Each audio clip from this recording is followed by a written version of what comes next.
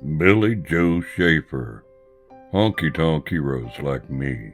Before I start this video, I want to give a shout out to Bob Librator for suggesting it. I hope I said your last name right. If I didn't, Hoss, I apologize.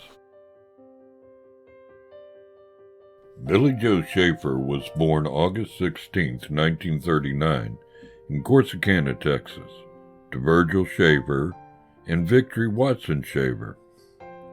His father had abandoned his mother about a month before Billy Joe was born. Bertie Lee Watson, Shaver's grandmother, helped raise him, and it seems that in every video I've watched of him, he always thanks God for her. When his mother remarried, Billy Joe and his sister Patricia moved in with their mother and new husband. Before Billy Joe Schaefer completed the 8th grade, he dropped out of school. He then began working in his uncle's cotton fields. As a result of sometimes accompanying his mother to the Green Gables, a bar where she tended bar in Waco, the interest in writing songs and playing music began to enter young Billy Joe's mind. In an interview, Waylon Jennings described both Billy Joe's mom and the Green Gables. He said, "She was a good-looking woman, red-headed and tough. And it was a classic dive, a dance hall with sawdust on the floor, spittoons, and a piano in the corner."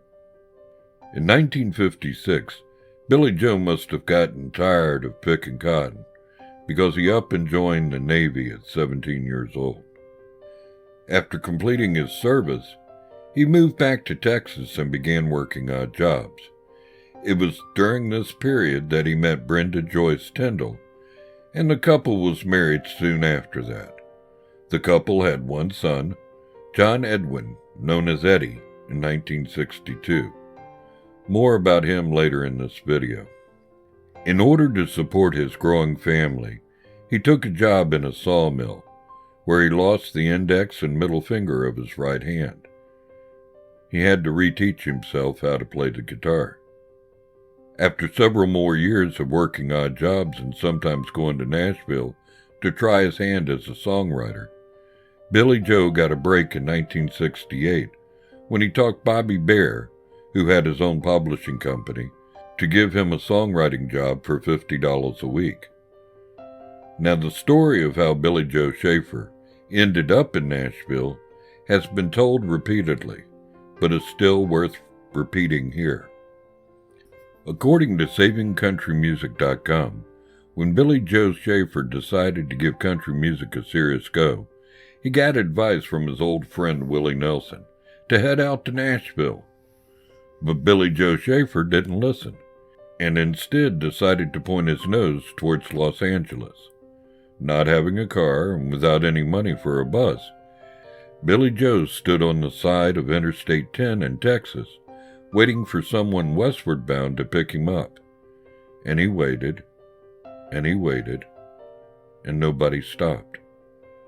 Eventually, Schaefer got so frustrated, he switched over to the other side of the highway, headed east.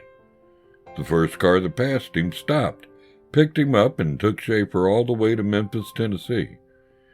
He then made his way to Nashville, where he soon had a job writing songs for $50 a week.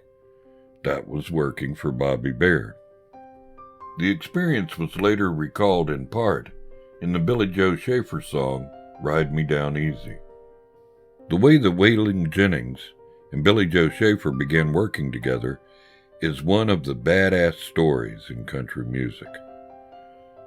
Again, according to SavingCountryMusic.com, Waylon Jennings decided to record an entire album of Billy Joe Schaefer songs in 1973, called Honky Tonk Heroes, and that was the turning point in both men's career. Waylon was finally flexing his creative freedom, and Billy Joe would forever be on the country music map, but it didn't happen pretty. Bobby Bare introduced Schaefer to Waylon, and after Waylon heard "Ride Me Down Easy," he fell in love with Schaefer's music, and first floated the idea of recording an entire album of his songs. Later, at the Dripping Springs reunion in Texas, Waylon heard Willie and the Wandering Gypsy and loved that one too. But for one reason or another, Billy Joe was always one step behind Waylon, even though Waylon insisted he loved Billy Joe's songs and wanted to record them. It was beginning to look like it was never going to happen. At one point, Billy Joe Shaver began to bug Waylon so bad, he reportedly offered Billy Joe $100 just to leave him alone. "I was always in a meeting or on another call or not in," Waylon recalled. This went on for months. He caught me one night at RCA recording.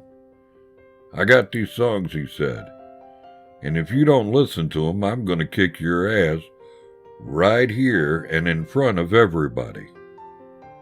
He could have been killed there and then by some of my friends lining the walls, Waylon continues. But I took Billy Joe in a back room and said, "Hoss, you don't do things like that. I'm going to listen to one song, and if it ain't no good, I'm telling you goodbye. We ain't never going to talk again." Billy played me old five and dimers, and then kept on going. He had a whole sack full of songs, and by the time he ran out of breath, I wanted to record all of them. End of the quote. This album, Honky Tonk Heroes, was not only another log on the fire of the growing outlaw country movement, it turned that fire into a raging bonfire. Every song on that album except for one was written by Billy Joe Shaver. The one song that wasn't written by him was put on the album to please the recording company. They were nervous about having a whole album of songs written by an unknown songwriter. The whole story of this album and how it almost never was is a fascinating story that deserves its own video. In retrospect, however, Billy Joe Shaver never got the mainstream success that Willie Nelson, Waylon Jennings, and others in the outlaw movement received. He never had mainstream success as a singer, although he did tour throughout the country and play in the honky tonks he loved so much, and his songs have been recorded by many artists. Even Elvis recorded one of his songs. In 1999, tragedy once again struck Billy Joe Shaver's life, when both his mother and his wife died of cancer. Then in 2000, his son Eddie, who was a guitarist and his right-hand man, died of a heroin overdose. Now, I haven't decided if this next event in Billy Joe Shaver's life is a tragedy or a comedy, but what I do know is that it proves he was a man you didn't want to mess with. It seems a man by the name of Billy Coker came to where Billy Joe was sitting and began stirring Billy Joe's drink with a knife. This happened in a bar called Papa Joe's in Waco, Texas. Words were passed by the two men, and they soon ended up outside, where more words were passed by the two men. The crowd overheard Billy Joe ask the man where he wanted it, and shot the man in the face. The injury to Coker wasn't life-threatening. Later on, Billy Joe was arrested and put on trial for aggravated assault. He was found not guilty by a jury as he had acted in self-defense. The man had come at him with a knife. Willie Nelson and Robert Duvall testified at his trial as character witnesses. I can't resist this. It proves you shouldn't bring a knife to a gunfight. Sadly, on October 28, 2020, the country legend Billy Joe Shaver had a massive stroke and passed away. Now, this is something I haven't done in any of my videos, and that's a personal note, but I feel the need to do that in this one. Before I began researching this video, I knew of Billy Joe Shaver as I'm a fan of outlaw country, but I didn't know him. After this video, I can tell you that he was the type of man I would have been proud to have known, and count me now as one of his biggest fans.